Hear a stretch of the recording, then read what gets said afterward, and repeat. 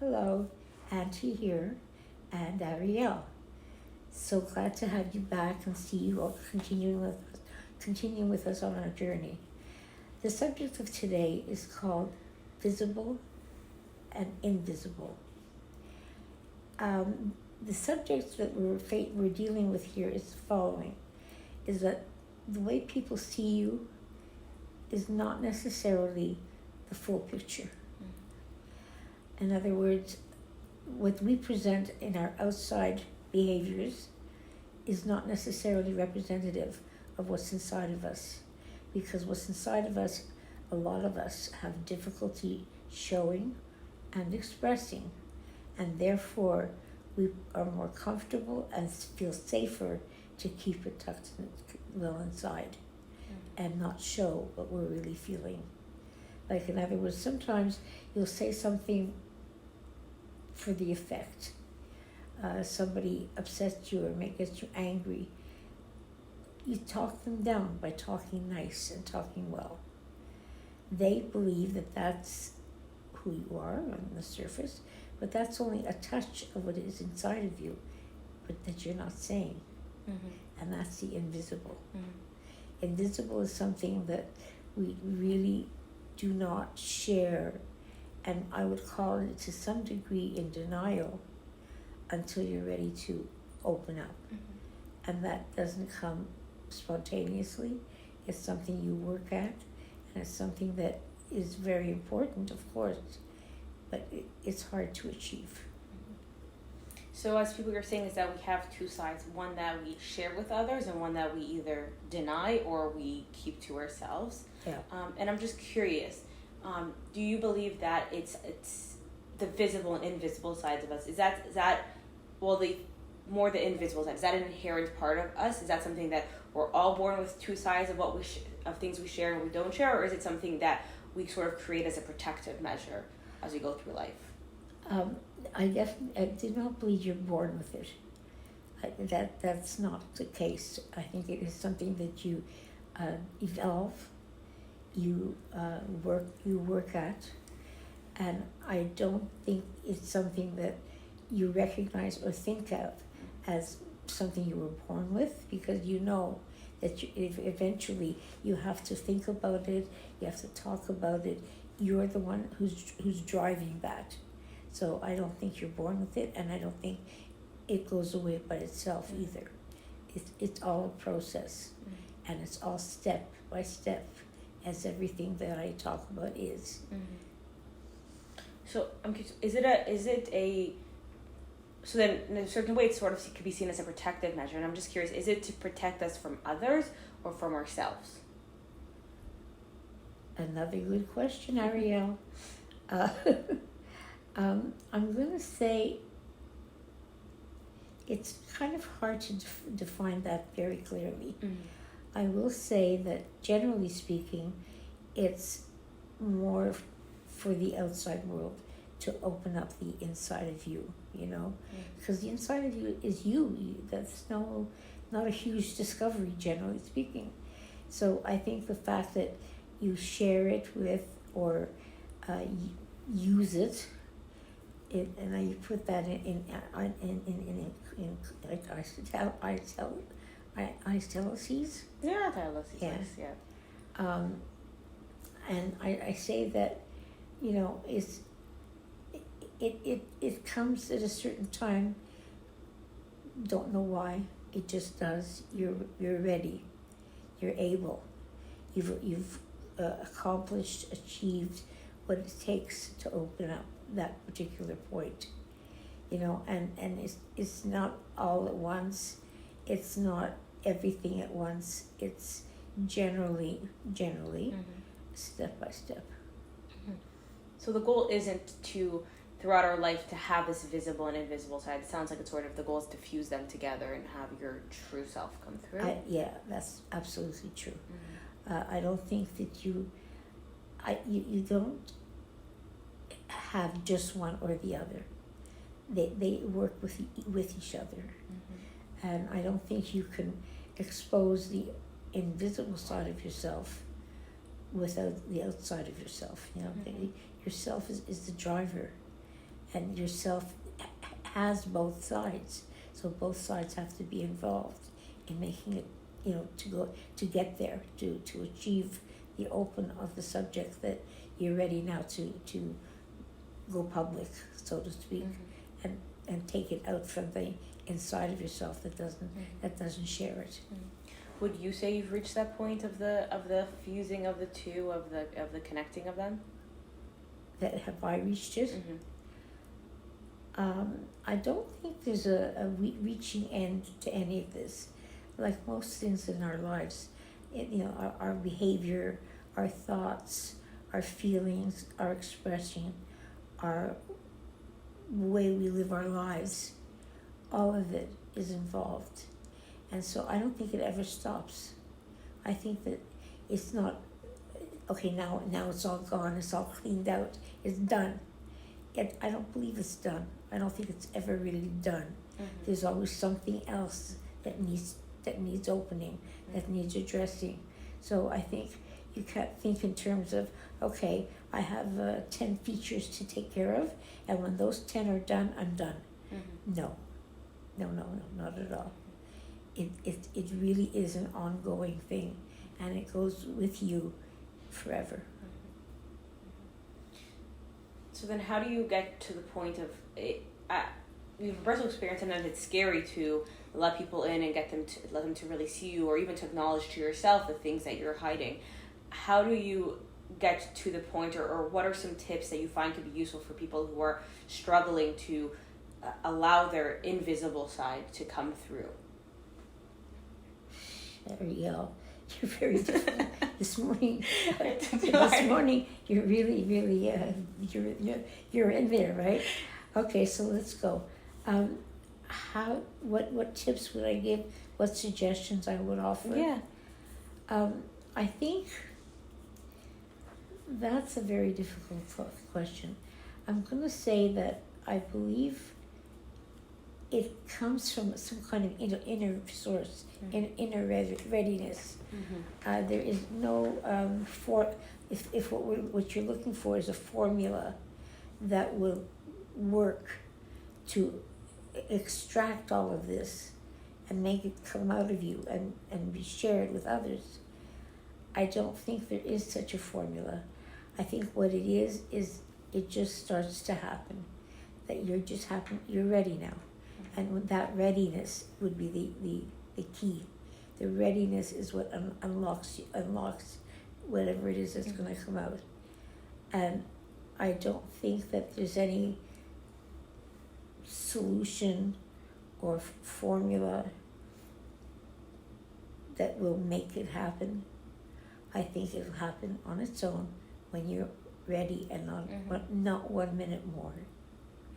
Yeah, no, that's a very good answer. But something that we spoke about beforehand that, before we started recording, was the idea of sometimes professional help can be absolutely beneficial in these types of scenarios.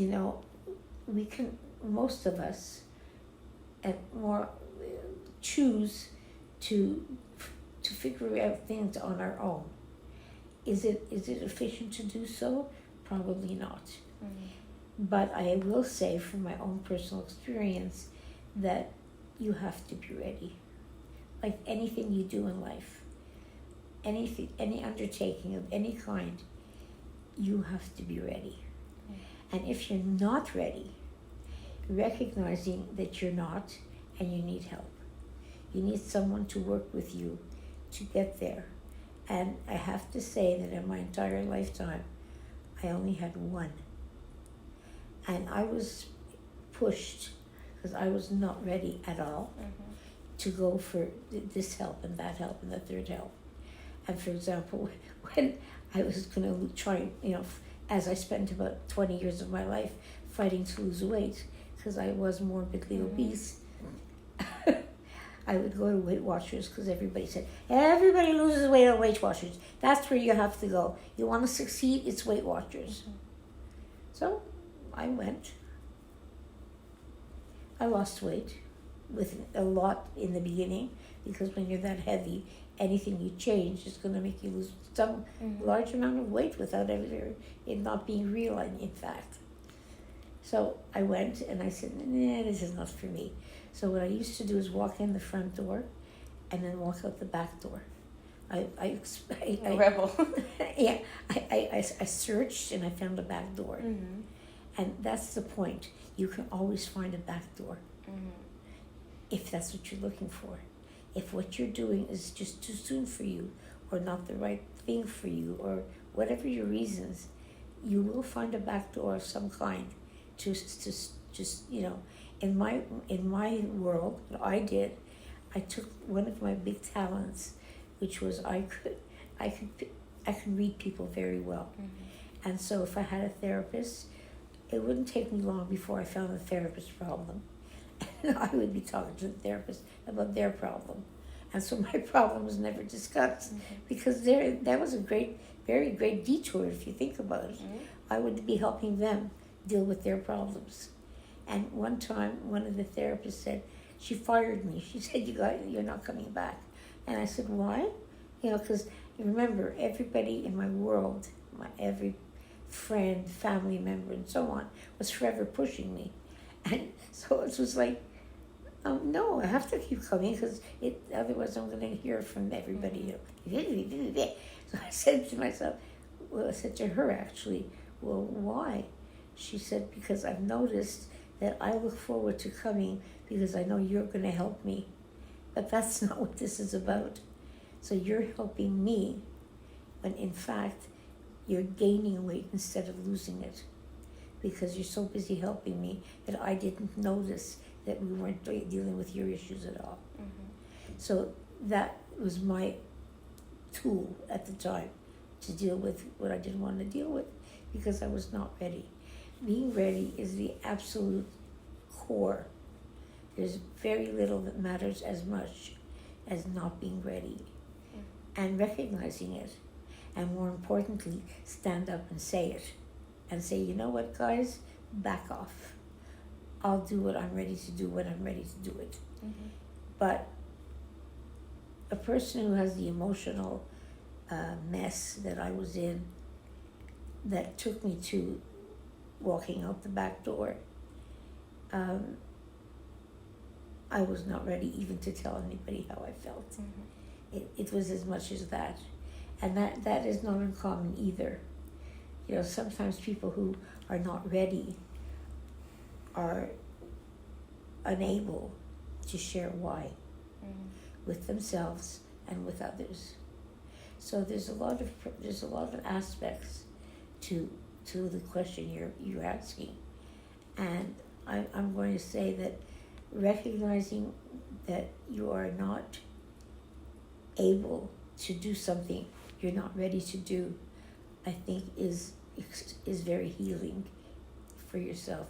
It makes it hurt less, and it makes it less challenging, and therefore ultimately at the end of the day, it makes it more doable. So as soon as you recognize what you can't do, you put it aside, and then you come back to it, and you keep doing that until you achieve what you can achieve, which is when you're finally able to say, okay, now I'm ready. So what would you say to the argument that, people say you should push yourself, you should try harder? What would you say to that argument? I would tell them to go and do that to their lives. It's a good...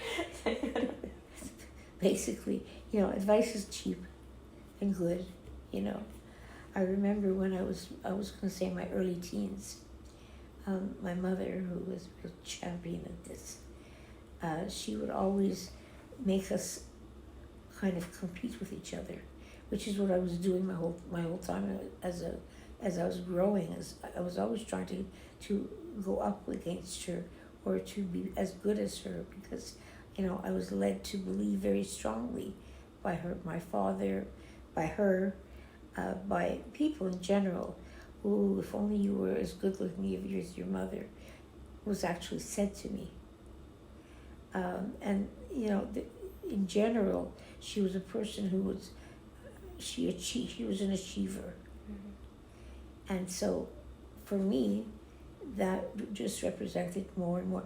And even like the boyfriends, let's use the word boyfriends, They weren't particularly that, but that was the position they held. Even they would say, it's too bad the age difference. I would love to be with your mother. And these things really, really destroyed my self-confidence, destroyed what I could have been, and so on. So I was not able to express to my mother, you know what, stop making me feel like this is a competition. So what did she do? She signed us up for what? Weight Watchers. And we went, the two of us.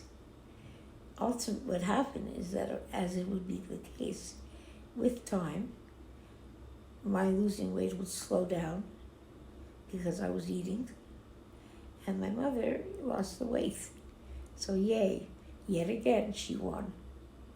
So I believe that until you're able to believe in yourself, and until you recognize what it is that is making you feel the way you do, that's the bigger solution. That is the formula that one is looking for. Is try your best to find all those different aspects. The most important one is, I'm not ready, and you go live your life and I'll live mine. Yeah, I think that even brings us back to our bigger overarching of topic of journey, right? Because we're each on our own journey, and then the comparing to others and others telling us what to do or stuff like that, it just doesn't, we're each on our own journey, we have to do it ourselves. Absolutely. Nobody can do it for you, instead of you. Nobody can do any of those things. The only one that can do anything about your issue is yourself. And maybe a therapist like I have, who is the one person who did get through to me. I will give myself one aspect of that, which is I believe I was also ready. I needed somebody like her, and she guided me, but she always left it up to me. Yeah, I think you have to emphasize that we're not saying that not to ask for help or get help or reach out to others, right? Because you're the only one who can walk your journey, but it's not saying that others can't support you on it. Absolutely. And where possible, nobody wants to walk it alone. Everybody would want somebody like what I have in her. You know, from every aspect of my life, it's always, okay, I'm going to go to her and I'm going to talk to her about that or this. And what it does is it makes me feel like I'm not alone. And that was the very big part of the part of my journey that wasn't very successful and wasn't very good for me, and where I made some really bad choices, and I mean bad choices. And that refers to friendship that I had. That I had them because I did, and I gave everything to them so that they should like me and they should come to me and be my friend, because that was my need, and because I didn't believe in myself, I felt that I had to have what I created was that third person who lived it for me. Or that invisible. Yeah, and so it's the vicariousness of it, you know, where you start to live somebody else's journey, because your journey is just not, it's not doable. And so off you go. But eventually, you come back, and you come back and recreate your visibleness with some real facts, and not what you want people to see, but what you really are. Amazing. Thank you for sharing that and speaking about this topic, Auntie. I think this is a really important one. I thought that was a beautiful ending note, if you agree with me. And like always, leaving the floor if there's anything else you want to add before we close off. No, I think we covered it fairly well. Me as well. I think, you know, the explanations were clear, and I'm hoping that those people who are sharing the journey with us will draw from it what the message is. that at the end of the day, my father had an expression, if you want a helping hand, look at the end of your arm. And I thought that was always very appropriate and very true, although funny, but it's the truth, Yeah. At the end of the day, it's your hand. Nobody else can do for you. You also, when the end of the day comes, even if you have somebody who helps you get there, you're the one who has to make it happen. And that's the message of inside, outside.